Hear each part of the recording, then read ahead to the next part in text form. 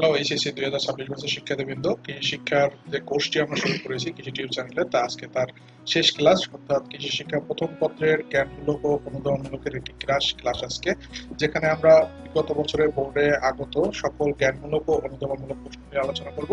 তো শিক্ষার্থীবৃন্দরা সময় নষ্ট না করে চলো আমরা আমাদের মূল ক্লাসে প্রবেশ করি। দেখো, শুরুতে আমরা প্রথম অধ্যায় থেকে দেখবো যে কি ধরনের প্রশ্ন এসেছিল। দেখো, প্রথম অধ্যায় জ্ঞানমূলক প্রশ্ন ছিল কৃষি কি, দানা জাতীয় ফসল কি, মাঠ ফসল কি,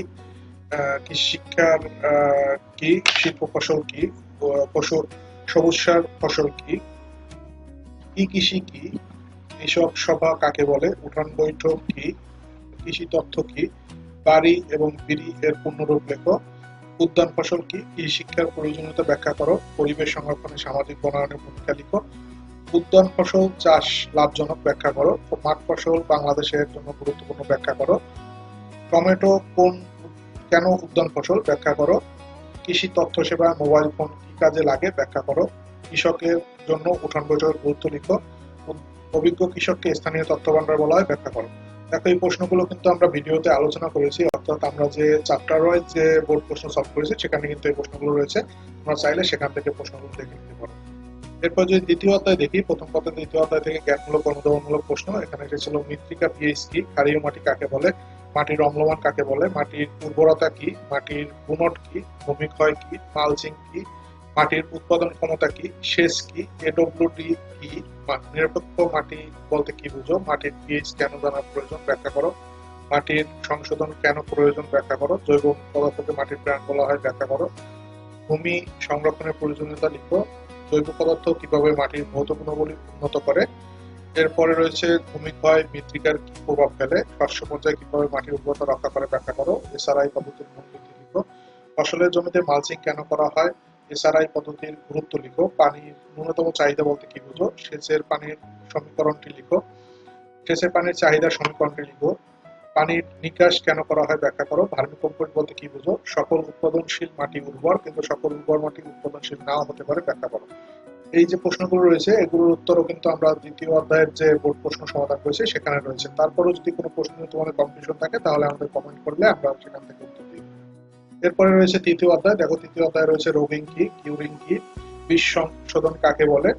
হামপুলিং কি, বীজের উদ্ভিদতাত্ত্বিক সংজ্ঞা দাও, বীজের কৃষিতাত্ত্বিক সংজ্ঞা দাও, ট্রাইকোডার্মা কি, অণুজীব সার বা বায়োফার্টিলাইজার কি, বায়োফাঞ্জিসাইড কি, অ্যাজোলা কি, মাশরুম কি, সেরিকালচার কি, এপিকালচার কি, মধু কি, মৌ চাষ কি, রিবন রেটিং কি। এরপরে রয়েছে পৃথকীকরণ দূরত্ব কেন রাখা হয়, বীজ শোধন কেন করা হয় ব্যাখ্যা করো, রোগিং এর গুরুত্ব লিখো, রিবন রেটিং এর উপকারিতা লিখো, অণুজীব সারের গুরুত্ব লিখো, ভালো বীজের বৈশিষ্ট্য লিখো, ডাল জাতীয় ফসলে অণুজীব সার কেন উপকারী ব্যাখ্যা করো, পাটের রিবন রেটিং পরিবেশ বান্ধব পদ্ধতি ব্যাখ্যা করো, মাশরুম চাষের অর্থ উপার্জনের একটি উত্তম পথ ব্যাখ্যা করো, মৌমাছি চাষ লাভজনক ব্যাখ্যা করো, মৌমাছি রানী মৌমাছি কেন গুরুত্বপূর্ণ ব্যাখ্যা করো, কৃত্রিম প্রজননের সুবিধাগুলো ব্যাখ্যা করো, কৃত্রিম প্রজনন বলতে কি বোঝো, মধু সর্বরোগের ঔষধ ব্যাখ্যা করো। এরপর যদি আমরা চতুর্থ অধ্যায়ের দিকে দেখি, যে অধ্যায়টি এইবার তোমাদের রয়েছে, অর্থাৎ বিগত দিনে ছিল না কিন্তু তোমাদের জন্য নতুন, তো এটি একটি গুরুত্বপূর্ণ অধ্যায়। এখান থেকে কি প্রশ্ন আছে দেখো, জলবায়ু কি, কৃষি জলবায়ু কি, কার্যনীয় তাপমাত্রা কাকে বলে,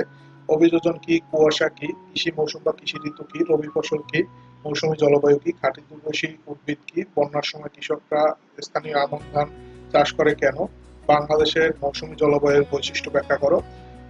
শাকসবজি উৎপাদনে মৌসুমী বায়ুর প্রভাব ব্যাখ্যা করো, গাছের পুষ্পায়নে আলোর প্রভাব ব্যাখ্যা করো, ভুট্টা দিবা নিরপেক্ষ ফসল কেন, ফসল উৎপাদনে বৃষ্টির প্রভাব লিখো, আলোক সংবেদনশীলতা কি, শিশির কি, জীববৈচিত্র্যের উপরে তাপমাত্রার প্রভাব লিখো, মাঠ ফসল উৎপাদনে তাপমাত্রার প্রভাব লিখো, জলবায়ুর উপাদান কি কি। এরপরে পঞ্চম অধ্যায় আংশিক ছিল, শর্ট সিলেবাসে কিন্তু তোমাদের সময় পূর্ণাঙ্গ রয়েছে। সেখানে কি ধরনের প্রশ্ন আসে দেখো, আট জাতীয় ফসল কি, চিনিং কি, কমলার একটি জাতের নাম লিখো, সরুপকাঠি কিসের জাত, কুমড়ো কি, একটি চিনি জাতীয় উৎপাদনকারী ফসলের নাম লিখো, রেটুন চাষ কি, আখের পরিপক্বতার লক্ষণ কি, রেটুন ফসল চাষে খরচ কম হয় কেন, চিনি উৎপাদনকারী ফসলের বৈশিষ্ট্য লিখো, দানা জাতীয় ফসলের বৈশিষ্ট্য লিখো, আখের লাল পচা রোগের দুটি লক্ষণ লিখো, আখকে শিল্প ফসল কেন বলা হয় ব্যাখ্যা করো, আট জাতীয় ফসলের গুরুত্ব লিখো, ফুল গাছে প্রুনিং কেন করা হয়, ফল চাষ লাভজনক ব্যাখ্যা করো, কমলা চাষ লাভজনক ব্যাখ্যা করো, অর্থনৈতিক ক্ষেত্রে তুলার গুরুত্ব লিখো, পেয়ারাকে গরিবের আপেল বলা হয় কেন, ফুল চাষ লাভজনক কেন ব্যাখ্যা করো। এরপরে রয়েছে ষষ্ঠ অধ্যায়, অর্থাৎ সর্বশেষ অধ্যায়। এখান থেকে প্রশ্ন আসে দেখো, ফ্রেঞ্চ ফ্রাই কি, জেলি কি, ফল সংরক্ষণ কি, কিউরিং কি, সস কি, ভিনেগার কি, আচার কি, ফল ও শাকসবজি সংরক্ষণে গ্রেডিং করা জরুরি কেন ব্যাখ্যা করো, কি কারণে ফল পচে ব্যাখ্যা করো, ফল সংরক্ষণের প্রয়োজনীয়তা লিখো, সবজিতে কিউরিং কেন করা হয়, ফল গ্রেডিং কেন করা হয়, ব্লেন্সিং কি ব্যাখ্যা করো, আমাদের নিয়মিত সবজি খাওয়া উচিত কেন ব্যাখ্যা করো, ফল প্রক্রিয়াজাতকরণ পদ্ধতি বুঝো, মোরব্বা কি, শাকসবজি পচলে কিভাবে বোঝা যায়, ওয়াক্সিং কি। তো আমরা ষষ্ঠ অধ্যায় পর্যন্ত 6টি অধ্যায় দেখলাম। তো শিক্ষার্থী বন্ধুরা, আমরা এই ক্লাসটির মাধ্যমে খুবই স্বল্প সময় অর্থাৎ 6 থেকে 7 মিনিটের ক্লাসে কিন্তু বিগত বছরের বোর্ডে যে প্রশ্নগুলো এসেছিল জ্ঞানমূলক ও অনুধাবনমূলক তার একটি ধারণা দিলাম। তোমরা এখান থেকে বিভিন্ন প্রশ্নের উত্তর এখানে না পেলেও আমাদের যে পূর্ববর্তী যে ভিডিওগুলো রয়েছে অর্থাৎ চ্যাপ্টার ওয়াইজ যে ভিডিও সেখানে কিন্তু এই প্রশ্নগুলোর উত্তর পেয়ে যাবে। তো তোমাদের প্রিপারেশনকে একটু সহজ করার জন্য এবং দুশ্চিন্তা মুক্ত করার জন্য আমাদের এই প্রয়াস। আশা করি তোমাদের সামান্য হলেও উপকার হবে এবং কৃষি শিক্ষায় তোমরা সকলে ভালো ফলাফল করবে এই প্রত্যাশা ব্যক্ত করে এই কোর্সের যে ক্লাসগুলো রয়েছে সেগুলোর ইতি টানছি। অর্থাৎ 2026 সালের এইচএসসি পরীক্ষার্থীর জন্য আমাদের কৃষি টিউব চ্যানেলের পক্ষ থেকে যে কোর্সটি দেওয়া হয়েছিল সেটি আজকের এই ক্লাসের মাধ্যমে শেষ হলো। তোমাদের সকলের সাফল্য কামনা করে বিদায় নিচ্ছি। ধন্যবাদ সকলকে।